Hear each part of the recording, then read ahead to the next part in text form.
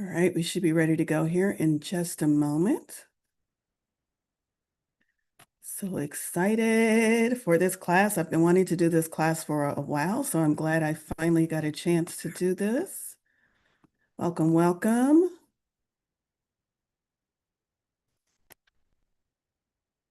And now let me get the screen share going again.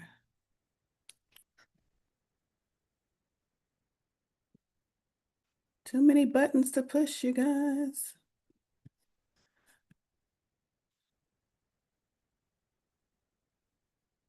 You would think this would be seamless for as long as I've been doing Zoom, but every time I struggle with the screen share.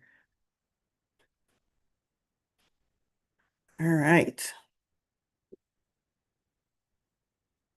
Okay, let's get started. I'm going to try my best to keep an eye on chat. So I invite you to either put your questions over in chat or write them down. We will have a question and answer section towards the end, depending on time. So make sure you keep those questions handy because I'm pretty sure you will probably have a few. All right. So, welcome to Crystal Anatomy, Unlocking the Language of Sacred Structures, with me, your host, Valerie Lewis. I want to talk a little bit about how I even got into this, and one of the reasons why I love it so much. So, many, many years ago, it was actually like three, but I like saying many, many years ago, I was doing an event on Lemurian crystals, specifically on Lemurian crystals. And in researching for that event, I found all about the different structures and the different um, not benefits, the different types of Lemurian crystals and different formations. That's the word I'm looking for that they had, and their spiritual and metaphysical importance. And from learning that, it helps me look at crystals in a whole new way.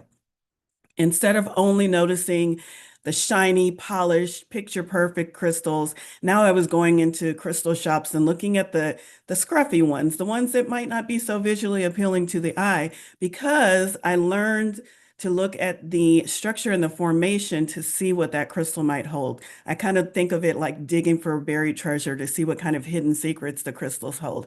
And pretty much every crystal has something, some unique story written into its structure, which is why we all love crystals so much. When you start to recognize those features or formations, for me, it's like discovering a hidden language. Instead of looking at a crystal and saying, oh, that looks like something broke off of it, or it looks like it's scratched, looks like something's wrong with this crystal. Now I'm looking at it and going, wait a minute, is that a key? Is that a phantom? And you'll learn what all of those are about in today's class. So hopefully today's class will get you not only interested in examining the crystals you have, but also expand it and have you looking at all crystals in a new way, in a new light. So that's the goal of today's class, at least my goal. I'm sure you all came with your own goals. So let's talk about what we will cover today in our class. I want to talk about what we're going to go over. Now, I called this class Crystal Anatomy. Today, we're focusing on crystals that belong to the quartz family. So we're talking amethyst, citrine, rose quartz, and smoky quartz, and of course, clear quartz. Clear quartz is like it's not like the amplifier. Clear quartz is known to be an amplifier. It's the amplifier of the mineral world. It records, transmits, and magnifies energy. It's also within the quartz family. It's also the where we see the widest variety of natural formations and structural differences. So that's why that's why we're focusing on crystal quartz, because it's easy to see the formations that I'm talking about in a quartz crystal. Now, mind you, most of the crystals that I'm going to be showing you on screen, and also I have some here on my desk, are clear quartz crystals. But like I said, there are other crystals within the quartz family: amethyst, rose quartz, smoky quartz, citrine, things like that. So we're going to be looking at the special formations that show up in quartz and learning how to recognize them, learning what they mean energetically, and also how you can work with them. A crystal formation, I'll just read from the screen. It refers to the natural way that a crystal grows, including its shape, its surface markings. We're going to be specifically interested in surface markings, faces, and inner structures. Crystal anatomy, again, like I said, is just a fun term that I came up with. So don't go Googling crystal anatomy. You might not come up with anything except my event. If you're interested in learning more, Google terms like crystal formation. All right. So now would be a really great time, if you haven't already, to go grab your crystals, specifically quartz crystals.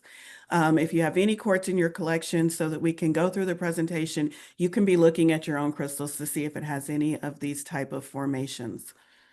All right, so hopefully everybody has some on hand. If you don't have crystals on hand, that is fine. You will be just fine with this course. All right, let me just make sure I've let everyone in the room before I move on.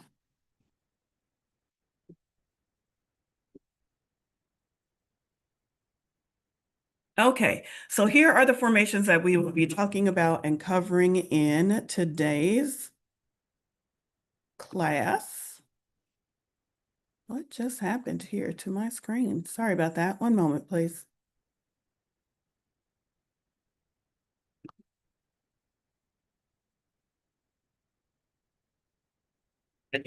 All right. Um, Okay, here are the formations we're going to be covering today in today's class. Channeling crystals, time links and windows, keys, Lemurian striations, which is also how do you tell a Lemurian crystal from a regular quartz crystal, self-healed bases, phantoms, rainbows, inclusions. This is not an all-inclusive list. There are so many other formations, but these are some of my favorites, and also I think some of the ones that might be maybe not most important, but that might be really, really interesting if you're using crystals in your metaphysical work or in your spiritual work. These are ones that hold specific metaphysical and spiritual meanings that I think would be very beneficial. So that's why I chose these. There are lots and lots more. So if you have a question about one that you don't see listed here on the screen and you're like, oh, I really was hoping you would talk about that, go ahead and save that question for the end, because I might just know the answer. I have done a little bit of research on quartz crystals and crystal formations. So each one of these different types of crystal formations has its own unique story to tell, so to speak. Again, I said you will have a chance for question and answer at the end, and I hope you follow along, having your own crystals in hand so you can see where you might be able to identify some of these formations in your crystal. Let's see, can I advance the screen from here? Doesn't look like I can, so let's do this. Okay, so let's jump right in. We're going to get started with that first one on the list, which is a channeling crystal, one of my favorites, and I think one of the easier ones to spot, one of the easier ones to find, to identify. That's the word I'm looking for. And of course, a powerful channeling crystal is going to help you kind of across to all areas of your spirituality. No matter what you might be working on, this one is going to be the one that would help you a lot. So channeling crystals is where we're going to start. I do want to point out, because I'm not going to be mentioning this and reading this, I want to point out that these images are not my own. I hope you can see where my cursor is circling. I have tried to give image credit to all of the websites and places where I found these images. And I just wanted to say that. I don't think anyone here in this class owns any of these websites, but I just wanted to say that because I know this is going out on recording. So I have tried to give image credit and also to give you a place to go look if you want to do further research. So further research on these crystal structures. All right, channeling crystals, how to spot them. The front of the crystal usually has, when you're looking at it says the front, but I call it like the tip of a crystal. The top part, the pointy part, usually has a main side that is much bigger than the other sides, and it's flat, and it is seven-sided, a heptagon. And the opposite side from that flat main side, if you go directly opposite to the other side, where here in the picture you can't see it, but on the direct opposite side, there should be a triangle formation. Now, this is not how I originally learned how to identify channeling crystals. This is a more specific way for me.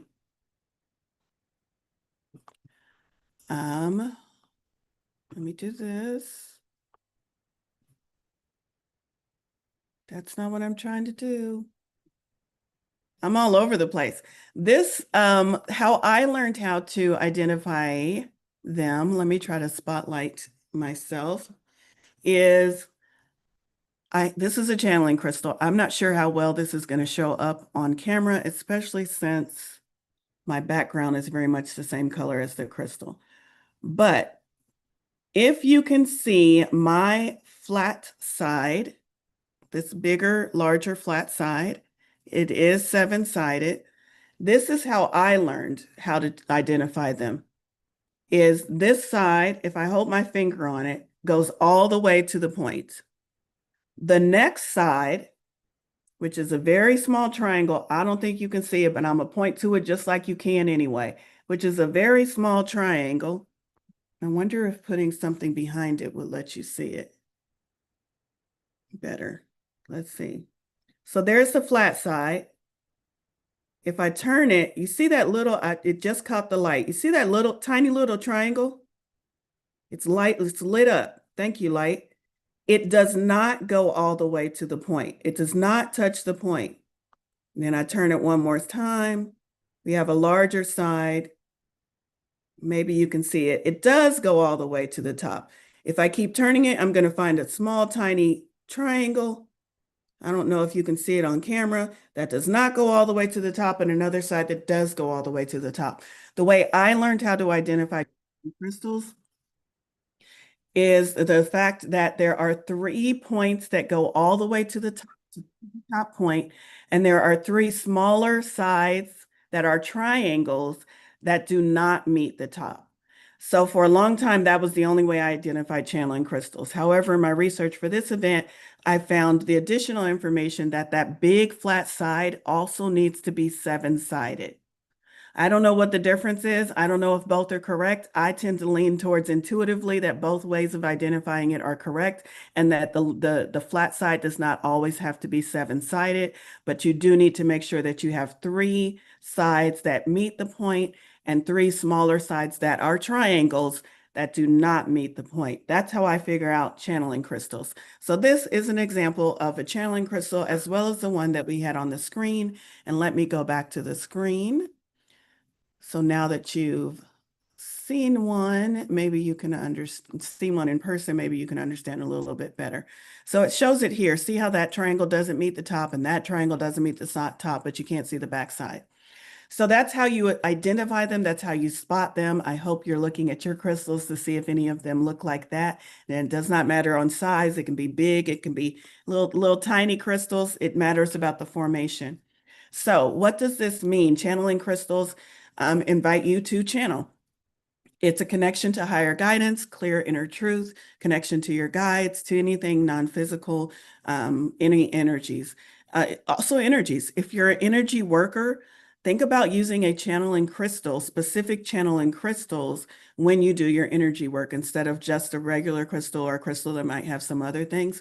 If you want to really channel that energy, maybe concentrated on a specific area or a specific ailment, try using a channeling crystal. It's meant to focus the energy, in other words, call in the energy, provide a connection. It brings structured insight rather than vague intuition when you're using it for the purpose of actually channeling insight.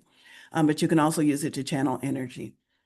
So how can you use it? You can gaze and breathe into the larger seven-sided flat face during meditation, just staring into it, kind of letting, when I say gaze into a crystal, I'm talking about scrying. And scrying is kind of when you look at something long enough that your eyes kind of go hazy and you kind of lose focus and you kind of get lost in your own mind as you're staring at it. That's what I consider scrying or staring into a crystal for the purpose of meditation. So you can do that on the largest seven-sided face during meditation. You can also take that big flat side, I'm touching mine here, and place it right on your third eye if you're trying to receive clear insight or guidance through your third eye, or on your throat.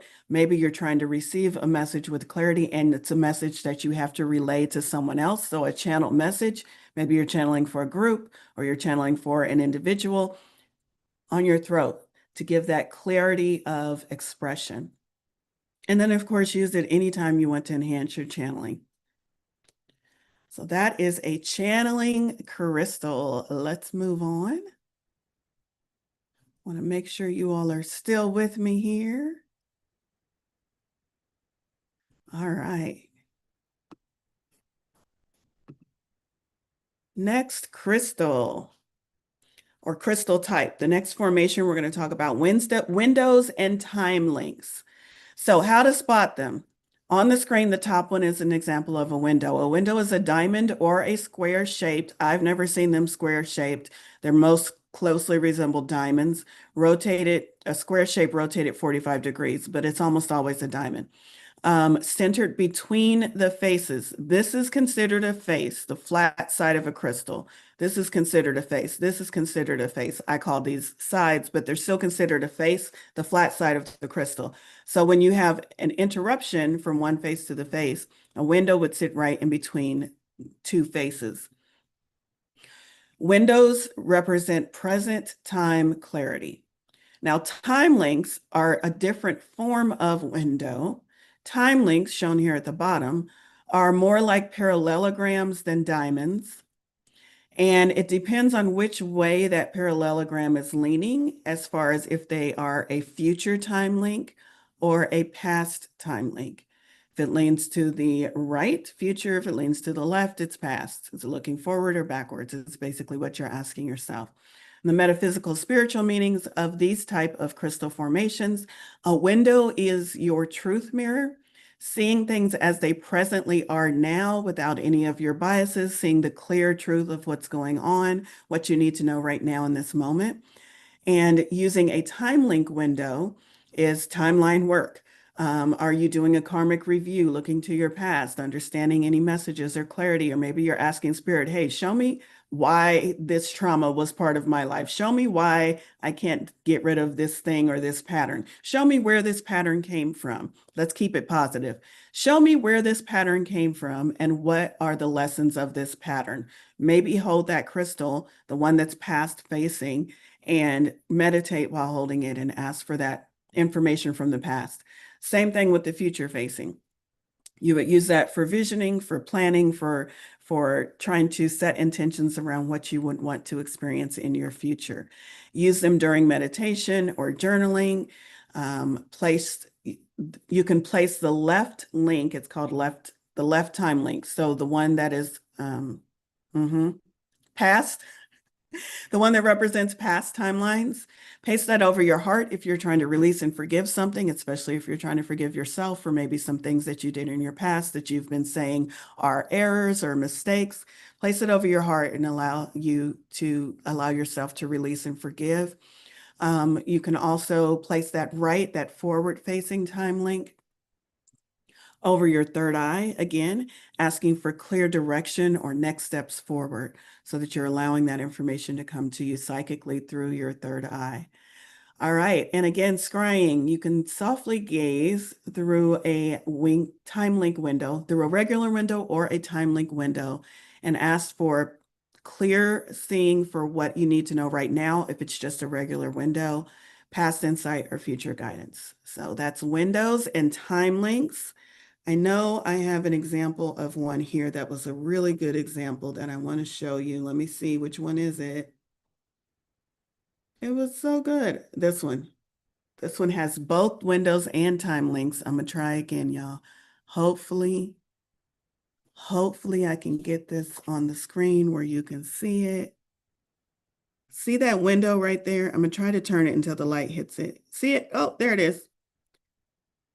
That diamond shape in the middle of those faces is the window. And then if I turn it, oh, I gotta turn it the other way. The camera reverses it. You can see a time link right there. I don't know if you can see it. It's really tiny. It's right there at the tip of my finger, and I'll try to turn it so the light catches it. That will be a future facing. There we go. Because it's a window, but it's a tiny parallelogram facing to the right. So that's time links and windows. All right, let's keep going.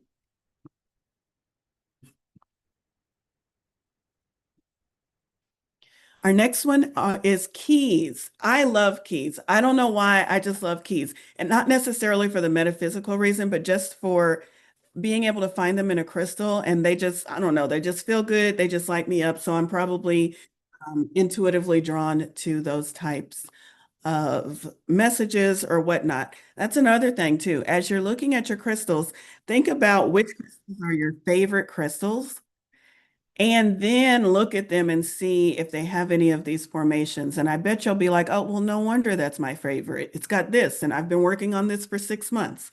So keys for me, I just love keys. How to spot a key. A key is usually, not always, but usually a trapezoid or a hexagon shaped indentation that looks like a recessed door or a keyhole where it gets its name on the crystal's side or face. Sometimes it's shallow, sometimes it's deep. The deeper ones are really easy to identify, but it always looks as if another crystal once fit into this space. That's because it did. That's how they are formed. At one point, two crystals were bumped up against each other, and when the crystals were removed, one had left an indentation during the growing period on another, and that's where we get the keys from. The metaphysical or spiritual meanings of keys. They are said to unlock hidden information, mysteries, or give you access to inner and outer dimensions. Now, I'm also going to add on to that. When I think about hidden information or things that are mysteries, to me, that almost always means subconscious to me. It's something that's always been there that I may or may not be aware of. Well, if it's subconscious, I'm not aware of it until when I become aware of it, it becomes conscious. So unlocking hidden information and mysteries, you might want to correlate that with the idea of, is there something in my subconscious that will benefit me to be aware of? You might want to work with one of these crystals that has a key so you can kind of unlock the door to your subconscious and figure out what's going on in there. It also assists in getting to the root of issues, reviews what's normally locked away. Again, we're talking about locks and hidden things and stuff like that. To me, that's just things that I am currently unaware of, not necessarily somebody's trying to keep something from me, but just things that are either in my subconscious or I just haven't become aware of them yet. And these keys will help you unlock the meaning or the messages or the insights that you need from those things. Can also be considered a gateway to deeper meditation, dream work, and Akashic record access. How do you use crystals with keys? Well, I already talked about it a little bit, meditating with it to allow yourself to access the information. Perhaps especially if you're working on releasing limiting beliefs and you've done all of the work that you know how to do, and you're like, but I still feel intuitively, I still feel something's in there. It must be something in my subconscious. Maybe you want to work with one of these crystal quartz with a key so that you can begin to unravel and unlock what's in your subconscious, what limiting beliefs might still lay there. All right, so meditation, of course. When you meditate, if you put your thumb or your finger directly on the key or into the indentation, that might help you access the benefits of this crystal's energy better. Let's see, it gives you a journaling prompt. What am I ready to unlock within myself? And also, as always, with any of these crystals, you can always use these on your altar or in crystal grids. So again, now this one is super tiny, so I'm not sure if you'll be able to see it, but I'm gonna try. I'm gonna try. Let's see. If you can see right there, it is right there. See where there looks like there's a whole chunk out of my crystal?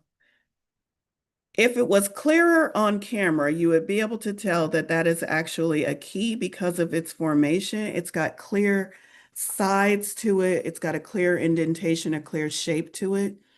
So that's one with the key. I think I had one that was, but I want to show you one that is not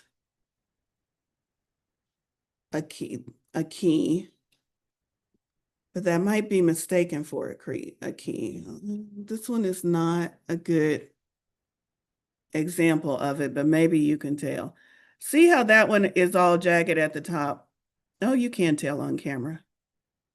That's just somebody probably banged this around in transit. Maybe they dropped it a couple of times. That's just something that has chipped off of this crystal because you see it has no clear, it doesn't look like another crystal just used to sit there. It has no clear formations or indentations. It just looked like something broke off of it. So make sure you're looking at the ones when you're trying to identify crystals, you're trying keys in crystals. You're trying to identify ones that have clear indentations that literally look like another crystal probably laid right up against it, and that's what caused the indentation. So that's keys.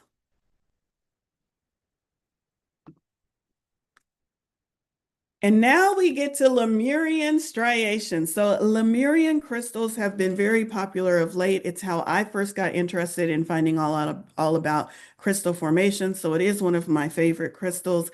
And most of the crystals I've been showing to you today were sold to me as Lemurian crystals. Not quite sure all of them are, but they were sold to me that way. So we're definitely going to talk about how you can identify them and be able to clearly tell if yours is a Lemurian crystal or not.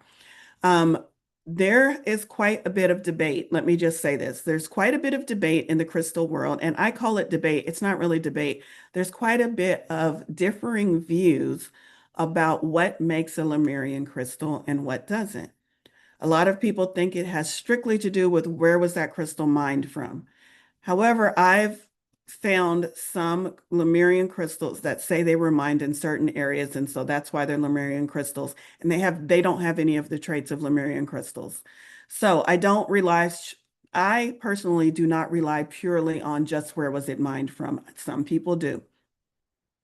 I went into a crystal shop one time and had one of the crystal experts behind the counter explain to me how to find what the difference was.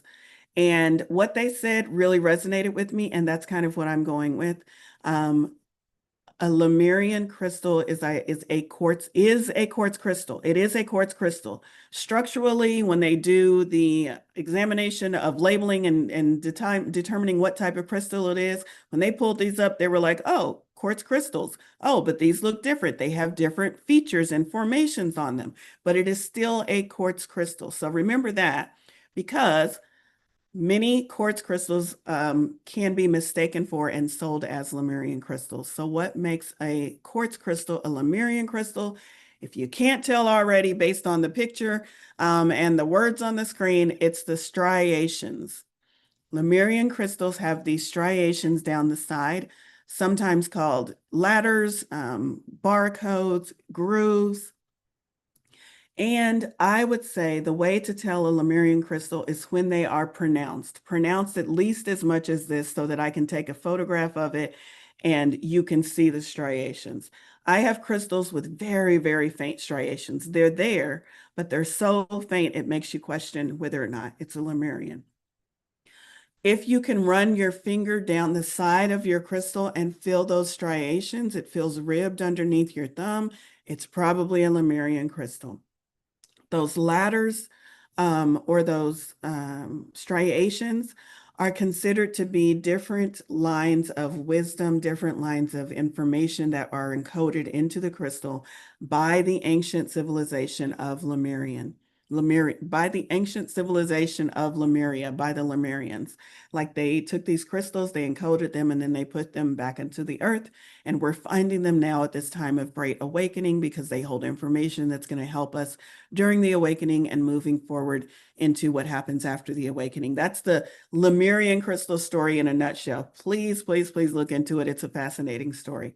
But that's how you tell them, the striations down the side. So, of course, these are associated with encoded wisdom, but also with that idea of remembering, because the Lemurians encoded them, put them under the ground, so the story goes. So these crystals are associated with remembering, maybe remembering your true self, maybe remembering your soul's purpose, whatever wisdom you are seeking that falls underneath the subtitle of remembering. This would probably help you access that wisdom or that knowledge more easily. Let's see. Step-by-step ascension, bridging the head and the heart is something else I found on the World Wide Web as I was researching for this.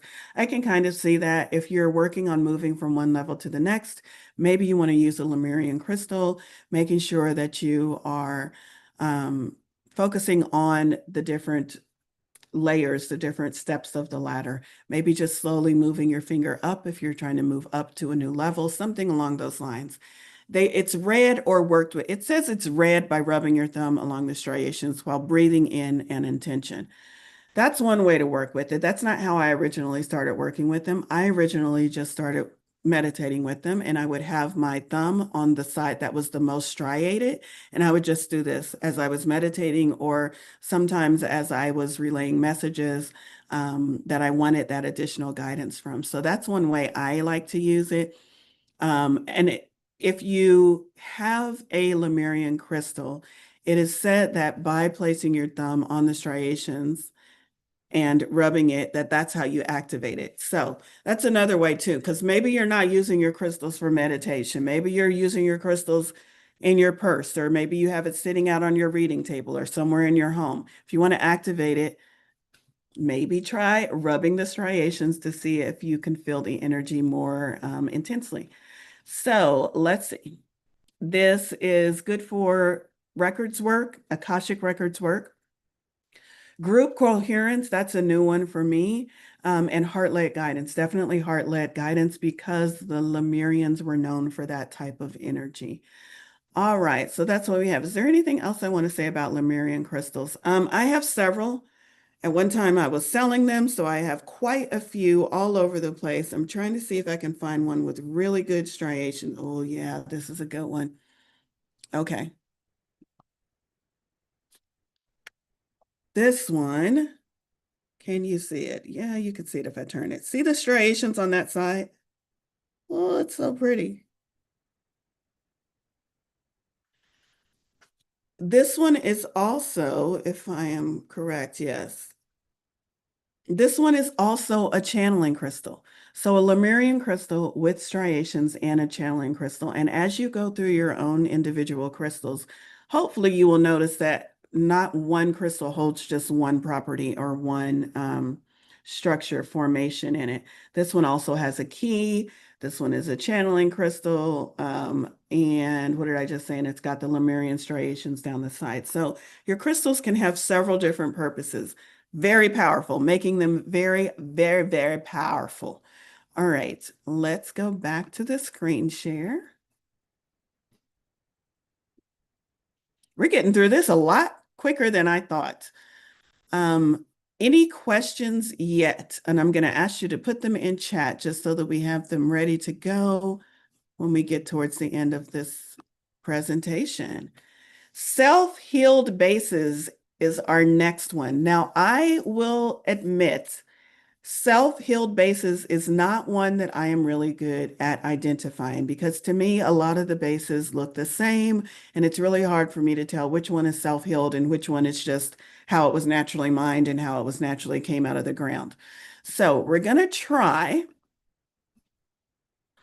I'm going to try. Oh, that's a good question, Lisa. Definitely going to come to that one. I'm going to try to explain this to the best of my knowledge, with the caveat that I still struggle with this one as well. So basically a self-healed crystal, how it forms is at some point during the growth process, and I'm not talking about, yeah, let me just, I'm jumping ahead. At some point during the growth process, the base of the crystal got broken off, fell away, and it's just due to maybe the plates in the earth shifted, or maybe there was some increased pressure. Whatever happened, it broke off, but that crystal wasn't done growing. So that crystal grew and kind of healed where it broke off at. It continued to grow past the breaking point. So regrew after breaking. It looks sparkly and jagged, not solid or smoothly polished. Well, I can tell you almost all of my crystals do not look solid or smoothly polished, not unless I'm buying crystals for jewelry making. But any of my crystals, all of the bases don't look like they've been sawed out. They look like they've been plucked out of the ground. So as far as what a self-healed base looks like, I'm trying to see if I can easily see any of them on my current crystals. This one might be close to one. Um, it's I really can't give you a good way to, I would say if you look, hopefully you can see my cursor. If you look right here, that is what I would consider self-healed. I can't see that particular formation easily on any of the crystals that I have, but it's like where you would expect it to be, okay, if this crystal broke off at the tip, you would expect it to be rough and jagged and that it might hurt your finger if you run your finger across it the wrong way. A self-healed crystal is smoother. It still looks like something broke off, but it looks much smoother to the touch. It looks like, oh, that's something else is going on here, like this area right here. It looks like it broke off, but then it looks like it got smoothed over. Same here. It looks like it broke off, but it also looks like it got smoothed over. So, um, I would say run your finger over it and see if it's smooth to the touch. Then it probably means that after it broke, that crystal continued to grow. So what can you use these for? Regeneration, resilience, post-trauma growth, boundary repair. Healing is growth, not a return to the before. So because this is a self-healing crystal, use it for healing. Use it anytime you're trying to heal anything in your life, or if you're a practitioner, when you're doing any of the healing arts for some of your clients, you might want to use self-healed base crystals. It's really good during any root chakra work, any big life changes. You can use it on your altar when you're ready to heal yourself from past traumas. Or this one says closure and new beginnings, because you think about the closure of that original tip breaking off and the new beginning of something growing back in its place. So that's what we have for self-healed. I have a little bit of additional information on self-healed crystals just because this was so hard for me, and I'm thinking maybe it might be hard for you all to identify as well. Um, let's see. It says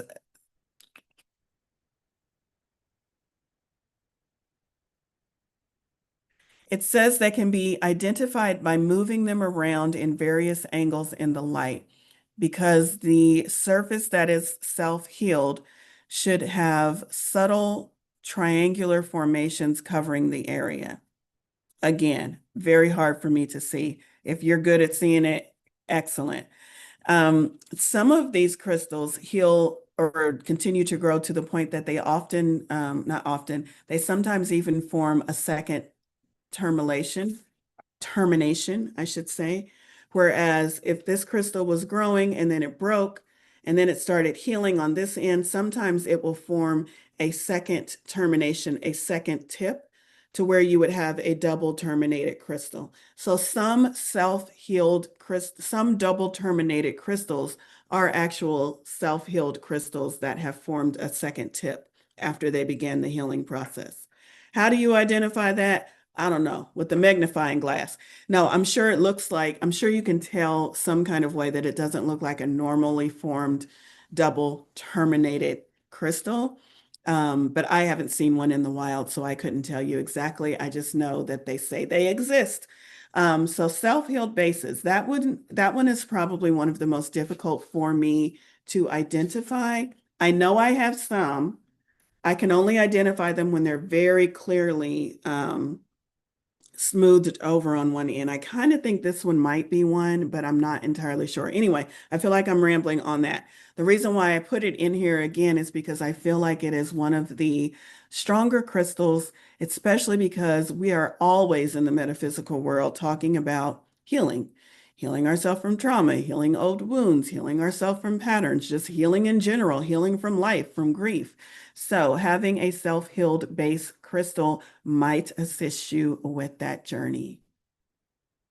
All right, let's go to phantom crystals. I love phantom crystals. I know I said I love keys, but I also love phantom crystals. I have just maybe one or two in my collection, but I want to go back through and actually look for phantom crystals.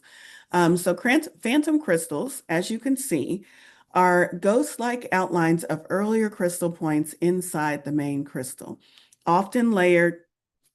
Sometimes they're different colors than the main crystal. And what these mean metaphysically and spiritual is related to your spiritual growth. It's believed to facilitate inner growth and transformation, like seeing the various stages of transformation within yourself. Like you can see the various stages of transformation within these phantom crystals. Clearing energy blocks is a new one that I found, which might help you release past traumas and emotional blockages. If you're like looking into this crystal and you're saying, you know what, this formation, this one way back here, I'm going to say that this one formed when I was 7 to 10 years old. And I know what was happening when I was 7 to 10 years old. So I'm going to hold this crystal if I'm trying to specifically release any trauma or any healing that needed to take place around that time frame. But again, it's you assigning meaning to those different phantoms within the crystal. So you can use them many different ways, depending on what meaning you associate with each one of those phantom crystals. Uses: take your phantom crystal, breathe into each visible layer and set an intention, just kind of like I said. Be it healing, clarity, spiritual deepening, and let each ghost layer represent a stepping stone in your growth. Here you can see various examples. I really like this one, is just so pretty because it has so many. This one looks like fluorite. And so when you're looking at crystals, we're not talking about where the color changes because fluorite has 2 to 3 colors. We're talking about these striations here where it looks like there's a crystal within a crystal. These formations occur when a crystal's growth is interrupted and then restarted. So for whatever reason, nature takes its course. For whatever reason, that crystal stopped growing at this point, and then nature kicked back in and it started growing again. And that's why we have those ghost-like outlines. All right, let's see. I think we have just a couple more. Rainbows. I like rainbows. I like rainbow crystals. A lot from my experience, a lot of clear quartz has these rainbow inclusions, but you have to know how to look for them, and you're definitely going to need to hold them up to light, preferably a natural light source, and slowly rotate them to look for the rainbow inclusions. They are flashes of color that look like a rainbow when you tilt the crystal under light. And what happens is you'll notice that that rainbow looks as if it happens along a plane. Like there's your crystal, and then it looks like there's a slice, right, or a line. And right on that plane within the crystal is where you'll see the rainbow formations. And that happens because there was intense pressure that caused a fracture or some type internal stress within the crystal. And that's because it's shifted, the light refracts off it differently, causing the rainbow within the crystal. Ooh, I need to slow down. All right, I get excited when I talk about crystals.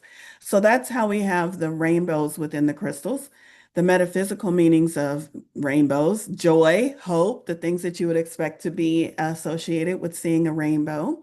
Beauty through the break amplifies gratitude and lightness. I would say if you've had something big in your life that you overcame or you moved past, that now it's like, oh, I can see why that happened, or I'm so glad I'm out of that dark night of the soul. You might want to grab a rainbow crystal because this is like the clearing the sun after that break. It really, I think it can help you heal or help you gain more insight into whatever that situation was that you just overcame or came out of. Mood lift stone for the inner child. So it's related to the inner child just because it's rainbows and it's colorful and we think child's when we think those thoughts. So that's the only link I could find as to why it was related to inner child work. But it would be really good if you're doing inner child work to use this type of a crystal, also during joy or celebration. And again, you can use it on your altar or use it in your grids. Um, During emotional work, invite the rainbow to refract heavy feelings into insight. Now, I have this picture down here at the bottom because I want to talk about what is called a rainbow aura quartz, which is not a rainbow quartz crystal, but it might be confused with that if you are new to crystal lore. These are, how do I want to say it? Chemically treated.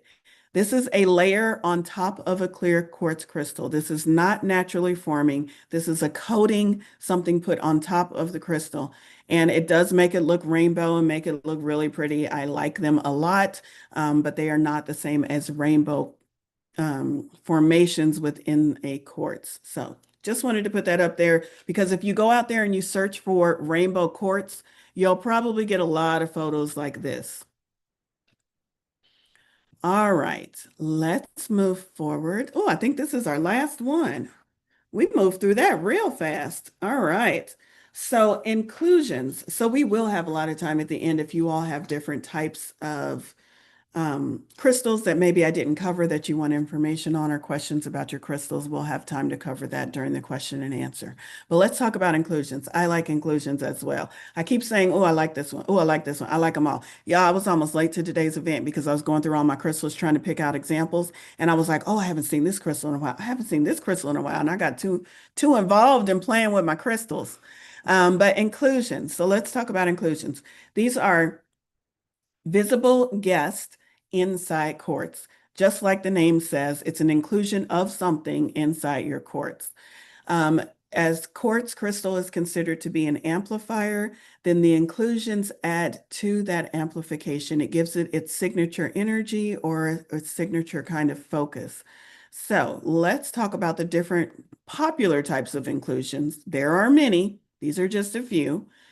Rudolite or rutile inclusions. Rudolite, I call it rudolite because I'm familiar with calling it rudolite quartz. Rutile inclusions are golden. It's this one. I did not put them in order. I will next time. It's this golden one down here with the golden stripe. Now, I see rutile inclusions in clear quartz with the gold stripes in it, the gold banding, most often in jewelry because it's just so pretty. So people make rutilated beads, jewelry, cabochons, all kind of things. I have a few that I just love so much. So rudolite is the gold, and that stands for manifestation, focus, and spiritual acceleration. The one night right next to it, I'm going to go out of order, is tourmaline because oftentimes people can get those two, because they're both banded, get those two mixed up. So rudolite is gold, tourmaline or tourmalated quartz is always black or very dark green. And think black tourmaline. Those are black tourmaline inclusions in a clear quartz crystal. So we have rudolite, tourmaline or tourmalated quartz. The tourmalated quartz has the same focus as a black tourmaline stone, shielding transmutation and setting boundaries. Now let's talk about these other two up here. Chlorite was a new inclusion type for me. I'm pretty sure I've seen it before. I just didn't know what it was and that's what it was called. Chlorite is used for cleansing, for connecting to nature, and for detoxing, and it looks green. And then hematite, which is pretty common. Hematite is used for grounding protection, blood and iron symbolism, and it looks red up here. Lithium, I did not find an example of. I forgot I had that on the list, y'all. Do your own research. That's your bonus research. Figure out what a lithium inclusion looks like. But this one right here, hematite, I find hematite inclusions to be very common in quartz crystals. Now, here's what I want to say about that.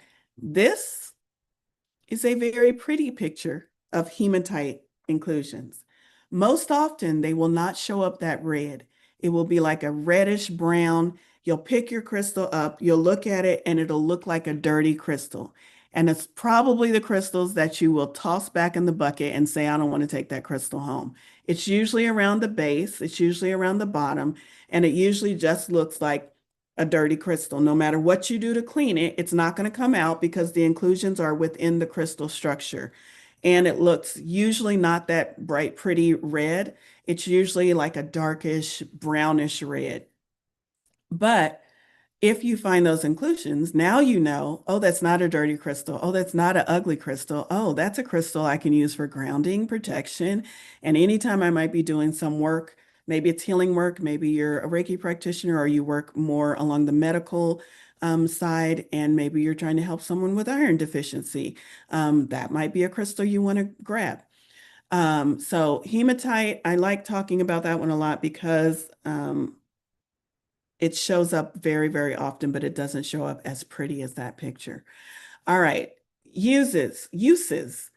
Pick inclusions that match your intention. And they're great for putting on your grid, using for journaling, using while you're meditating, because quartz crystal is already an amplifier. When you add these inclusions, you're just amplifying it even more. Do I have any that I can show you that have inclusions? I don't think so. I think I had one that had, I do have one.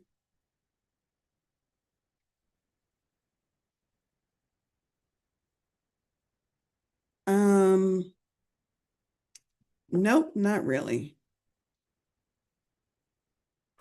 Can't really tell. So we will move on. Hopefully you can find some inclusions in yours. I think that's the last one. That's the last slide. So this was meant to be a very fun overview, a look at some different types of formations to get you looking at your crystals in new ways. I'm going to open it up for question and answer. I'm going to go to the questions over in chat first, but also I want to open it up to share and discussion. If you have a crystal that you're holding on to that you would like to share with the group, no one's on camera today, so you can come on camera if you feel comfortable doing that. If there's any way that you can just take a picture of it and put it over in the chat, I do believe I have chat enabled so that you can load pictures in there. You might want to do that if you don't feel like coming on camera. If there's something that you would like to show or discuss, again, you don't have to come on camera, but you can also just unmute and try to describe it to me, and maybe we can figure out if you have any questions about your personal collection. All right, that was a lot of talking, y'all. Did I talk your ears off? All right, let's go over to the questions that are already there. And again, raise your hand, please, using the reaction hand if you have a question that's not in chat. All right, so the first thing is when using the channeling one, which way do you point the tip? Oh, I love that question. Um, I've used it all kind of ways. So when I have a crystal, regardless of what type of crystal it is, I consider this more like the tip of a wand.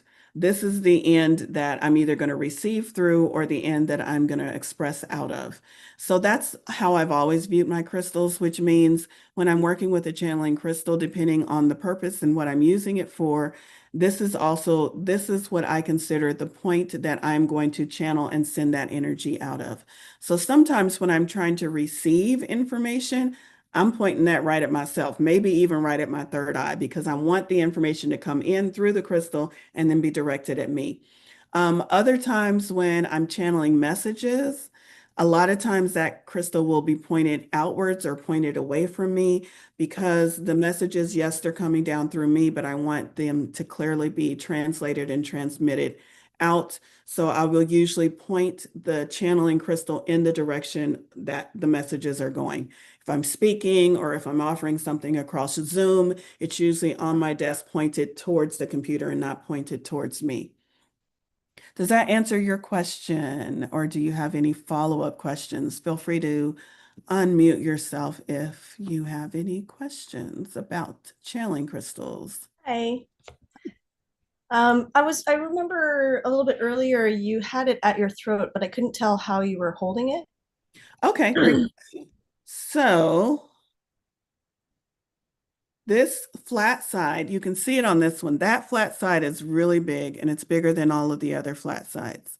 Right. So that's the side that I would use to either put on my third eye or to put on my throat. Okay. And that's just because I feel like that's where the energy would come through, and that side is considered the identifier for how you would identify a channeling crystal. So And that what would be the purpose of putting it on your throat? Is that to so that you can find the words to convey the message more clearly? yes, that's what I Okay. would use it for. Clear Oh, communication. Please, as I channel it, if I was using it in session or in a group, I would say, as I channel this information, please give me clear and concise information and then allow me to relay the information in the way that you intended it to be relayed. And so I'm asking for that clarity in speech, clarity and expression, but also knowing that I'm going to be channeling messages from something outside of myself. So I'm going to use a channeling crystal for that. Okay. And then you had oh, I forget what it was called, the self-healed ones where how would you use those ones if you're wanting to use it for a healing situation? For a healing situation, I'm going to say, first of all, intuitively. Use it Okay. intuitively. Use what feels best for you. If it was me, I would probably have my thumb on that self-healed part as I'm doing healing work, or have the self-healed part focused on, pointed towards whatever I want to focus it on. If I'm doing work on someone else, it would probably be focused towards them. Work on myself, I'm probably going to take the self-healed side of it and put it on whatever I'm trying to heal within myself. This one actually, now that I said I can't find any that look self-healed, as I'm running my hand over this one actually feels like it might be a self-healed crystal, just because of how smooth it feels. Any other questions? I get confused about which way to point the point. Yeah, it's really, I say there are probably tons of books and tons of crystal experts out there who will tell you that there's a right and a wrong way to do it. I say intuitively. Intuitively is always going to be the right way, because you are going to be led to use this crystal that was created from earth in a way that best suits you in the moment. So whether you're pointing it away from you, pointing it at you, pointing it at an object, pointing it straight up in the sky because you're trying to communicate with something up there, whatever you're doing, if it feels intuitively right, it's going to be right. All right. And then there's a comment that says any stone with aura in the name has that coating. Yeah, I think so. Most commercially most commercially mined or sold stones that have aura in the title are coated. I can't think of any stones that have aura in the title that aren't coated, but I'm not willing to say I'm 100% right on that. I'm gonna say I'm 99.8% right on that. All right. Thank you for that comment, Kathy. Can you go over what makes a channeling crystal again? I joined late. Sorry. Sure. Yeah. Channeling crystal. Let's pull up the screen because I want to show it from the screen because the screen picture is a little bit better than mine. Channeling crystal. There's two main identifying ways. The first one is you're going to have a large face, larger than the others, towards the top, that is seven-sided. Seven-sided is we're talking about right here. I hope y'all can see my cursor as it traces the sides.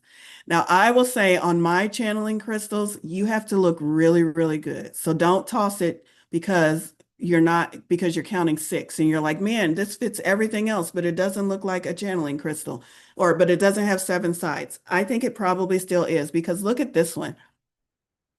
See how that is barely an angle? It is an angle, but it's barely an angle. I have channeling crystals that I have to squint and look real hard, and I can make out seven sides. But if I'm just holding it back like this, because because of however it was mined or however long I've been carrying it in my purse, this edge or this point often gets rounded off and might make you miss counting one of the sides. So first is it has seven sides. The other thing is, once you locate that big flat side, let's say it's here, if you go directly over the top of the point and down to the other side, directly on the other side is going to be a smaller triangle. So that's the first way of understanding it. The second way, and this is the way I learned to tell them, had nothing to do with the seven angled side. It had to do with the termination of the points. So if you look at your crystal and it has one very clear point up here, you will have three flat sides that actually meet that point. And then you will have three smaller sides that are triangles that do not go all the way to the top, that do not meet that point, which means you'll have a flat side with a triangle opposite, a flat side with a triangle opposite. So it's two different ways to identify it. I like looking at a crystal and just real quick telling, because it's so easy to hold the crystal, look at it dead on, straight down at the point, and see how many sides make up that point. If it's three sides, you probably have a channeling crystal. Second check, now that you know only three sides meet the top, look for small triangles for the other sides. So that's how I tell it apart. And now I'm just now adding on that that big front side should have seven sides. I think a channeling crystal, because I've been identifying channeling crystals and working with them for years and calling them that based on just whether or not three sides meet and three sides are triangles. If that big front side has seven, I think that's just an additional way that I'm not used to using that will also help you identify channeling crystals. All right, did that answer your question? Several barely discernible angles. Yeah, that's the thing. And that's the thing too. Don't be so quick to just toss it aside because you're thinking, well, maybe, no, maybe, no. Really study it if you're interested in it because you're gonna, while you're looking for the thing that you're looking for, you're probably gonna find some other cool things about your crystal. This is one that I wanted to show. I don't think you can see it. This crystal is a Lemurian quartz crystal. Maybe you can see it. And it has, oh, there you can. Can you see where the light hits it? I think that looks like an alien. Let me see if I can get it right there. Oh, you can see it real good right there. See how it's got a little bit of indentation, maybe? I think that looks like the alien's head. He's looking that way, and then his little body down there. So that's why I love this one because it has a, gosh, now I can't think of the formation for it, but because it has something on the side that actually looks like something that I can scry into. Lemurians are considered to be related to star seeds, so I love that this one has something that I consider to be an alien. It's got the striations on it. It's a channeling crystal. So this one's got a lot of bang for its buck. But if you saw this crystal just sitting in a shop, maybe you would be attracted to it. Maybe not, because it kind of looks plain. It doesn't look shiny. It's got a bottom that doesn't really sit up on anything. But now you can go into a crystal shop and really look at these crystals and be like, oh my God, that's got like five formations in it. I want that one. It's even got like inclusions here. So hopefully you'll start looking at crystals in a whole new way. Oh, somebody else saw the profile. Yay. How can you tell if the angles or faces are natural versus cut? Um, the way I've, hmm, what's the best way to take? I would say I have rarely seen a crystal with a point that is cut that way. Rarely. I've seen it, but rarely. Most of the time you can tell because it's not perfect. It's very imperfect. You don't have perfectly shaped, perfectly symmetrical sides. They look like they formed naturally. So, sometimes the tip is an actual tip. Sometimes the tip is kind of worn down and broken off. That's how I tell. I would think if someone was going through all of the trouble of trying to fake a crystal quartz point, um, that they would also go through the trouble of trying to make it pretty to make sure it sells. And so oftentimes, if it is cut specifically, it's cut for that purpose. And you can tell it's cut because it's very symmetrical. Most often in crystal or rock shops, you're going to find naturally formed crystals. The only thing I would be looking for is if you are trying to identify these formations and you're going through piles of naturally formed crystals, the only thing I would be looking for is to make sure that you're not identifying a break in the crystal or a crack in the crystal as one of the formations. We kind of talked about that earlier, how sometimes a piece will crack off of your crystal and it will form an indentation, but that just means a piece cracked off your crystal. It's not a key. So just be aware of that too. Look at those crystals and ask yourself, does this look like something broke or something is missing from the crystal, or does this look like something that occurred naturally while it was growing?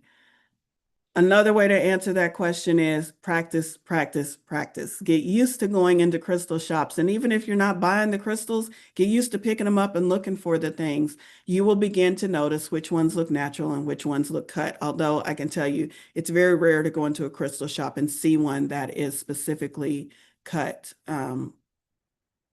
for the angles and the faces. So I hope that answers your question. I haven't encountered it. I have not encountered it. Let me say it that way. I know a couple of people just joined a little bit late. I don't know. Maybe you got the time wrong. I apologize for that. This is being recorded. If you used a different email while RSVPing for this event, please private message me over in the chat the email that you would like to receive this recording to so that I can make sure that you get the recording. And sorry if there was some mix up with the time there. Okay, what other questions do we have? Does anybody have a crystal in their collection that they want some information on? I'm going to pause for just a minute to see if there are any questions. I have really enjoyed pulling out some of my old crystals and looking for things like windows. Like this one, I didn't even realize had a window in it, and this one has 2 windows. Anyway, I'm getting lost in my crystals, y'all. All right, I'm going to pause for just a little bit longer and see if there's any questions before we wrap it up. I have a clear quartz point with striations, but not super pronounced. Does it have any special properties since it's not Lemurian? You know, I'd said, here's another way. Okay, if the striations are not pronounced, because this one is also not pronounced. Here's another way that I would say, oh my God, that's such a beautiful. I got a window link to the past. Now I got to show y'all because I didn't even notice it. Y'all see that big window link right there? The light's hitting it at the top. I'm gonna go have fun with my crystals. Striations. So this one has very faint striations, but it's not very faint on just one side. It's very faint striations on multiple sides. I would still consider this for myself intuitively. I would consider this a Lemurian crystal, even though as I hold it up to the counter, the light and the camera, you can barely see those striations. And under my finger, barely feel them. But it has striations on more than one side. So that's why I would consider it Lemurian. So yours might be Lemurian if you can find striations on more than one side. I would say when you're trying to identify striations, if you're seeing striations that maybe only start at the bottom and stop halfway up, or striations that are only on one side and you can't find them anywhere else on the crystal and they're faint and not pronounced, then in that case, it probably wouldn't be a Lemurian crystal. But if you have it on more than one side, even if it's not pronounced, if you have it going from the base all the way up the side, then it's probably a Lemurian crystal. Again, you're going to have to trust your intuition. Let's see. Does it have any special properties? So if you have a crystal that you are saying intuitively, this just doesn't feel like a Lemurian crystal, but it does have this little spot with the striations. It's still the same benefits of a crystal with striations. Many crystals, not just Lemurian crystals, have striations, which is why there's such a back and forth in the crystal world about what makes a Lemurian crystal, because you can't just say all crystals with striations are Lemurian crystals, because they're not. Many crystals, tourmaline, black tourmaline has striations. And it has nothing to do with quartz or nothing to do with Lemuria. It's not even a clear crystal, but it still has striations. So any crystal with striations gives you that same metaphysical meaning, metaphysical, spiritual meaning of being able to access different layers, levels. I call it ladder. I call them ladders, and I like to run my finger up the ladders when I'm trying to reach new levels or get insight on what my next step will be or where I should focus. So anything like that. I hope that answers your question. It still has the same metaphysical and spiritual properties any crystal that has striations has the metaphysical and spiritual meaning of that slide that we showed for striated crystals. It just only if it is clear quartz and has striations, then it is considered a Lemurian crystal. I hope I haven't confused you, but if I have, welcome to the crystal world because the crystal world is still confused a little bit on Lemurian crystals. All right. Any other questions before we wrap things up? I hope you all learned something today. Put over in the chat if you enjoyed this, if you learned something, if you'd like to see more classes like this. I can do the Lemurian Crystal again class. I love telling that story. It's also on my YouTube channel if you want to watch the one I've done before. All right, I'm just going to pause just for a moment so I don't cut anyone off. No more questions. Do, do, do, do, do, do, do. All right, looks like we're good to go. Do you know what's exactly happening inside the crystal when the parts of it go foggy or dirty from picking up heavy energies? And is there a way to clear it? I've heard of people who have crystals for a while and then it picks up heavy energy. Okay, so when the crystal is naturally forming, the cloudiness or fogginess inside it, like if you bought it that way, I have a few that have that, is just due to the pressure of when it was growing or the shifts during its growth period. But if you have a crystal that you've been working with, that's pretty clear. And after working with it for a while, you look at that crystal and it's foggy. Try washing it off first. Make sure it's not finger grease. Um, but I'm sure you've already tried that. Is there a way to clear it? I don't know. I've never intentionally tried to clear crystals that go foggy on me, and mostly because they don't go that foggy. They just go like, oh, that looks a little bit less clear than before. Um, I've heard of crystals that also break, that will crack. And usually both of those things just signal the point when the crystal is done doing its work. So maybe you still want to keep that crystal around, keep it on yourself. It's a memento or something. But if it's got so much stored energy in it that it's turning cloudy or it's altering its shape or its formation or if even it cracks, I would say that's the crystal telling you, I've done my job. Let me rest. Is there a way to clear that out? I don't know because I've never tried. I would assume you could clear it, but I don't know if that's going to change the actual formation or the structure or the clarity of the crystal. I wonder if putting it in a bowl of salt would clear it or washing with cold water. I would try both of those. I would also try selenite, putting it in a selenite bowl and seeing if that has any change on the fogginess or the cloudiness within it. I would be real interested in hearing if you all have done that. What do you do with one that's done? So I had a crystal that was given to me as a gift that broke almost immediately. I kept it. I super glued that puppy back together and I kept it because it was given to me as a gift and it has sentimental meaning to me. Um, Other crystals that are clear or foggy, again, mine have only gotten very, very lightly foggy and I still use it. Now, if I was using it to scry into and I couldn't see clearly into it, then I would stop using it for scrying and I would use it for something else. I'd probably use it on my altar or use it in my crystal grid. I don't think crystals have to be discarded just because their original purpose is done and over with. So maybe you find a new way to repurpose it. Maybe that crystal that you used to scry into is way too cloudy to do scrying, but you notice that, oh, it's got a key on it. Well, I'm just going to use it for the key from now on. Not going to scry into it anymore, but I'm going to use it for the key. So it's totally up to you what you do with those crystals, especially the crystals that are talking to you saying, yeah, I've done all the clearing I can do. I'm not really going to do any clearing for you anymore. Okay. You're not going to clear for him anymore. Got it. Are you a channeling crystal though? Can you help me receive messages? So intuitively, ask your crystals, are you done? Or do we still have some life? Can I use you for something else?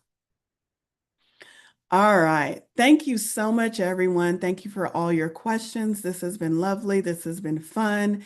The recording, how will I get the recording to you? The recording will come to you either by Meetup email, so it will be generated from Meetup, keep your eye on that, or a website or an email from my website, Royal Unicorns and Coffee, depending on which place you actually RSVP'd for it. All right. Thanks, everyone. Have a great day.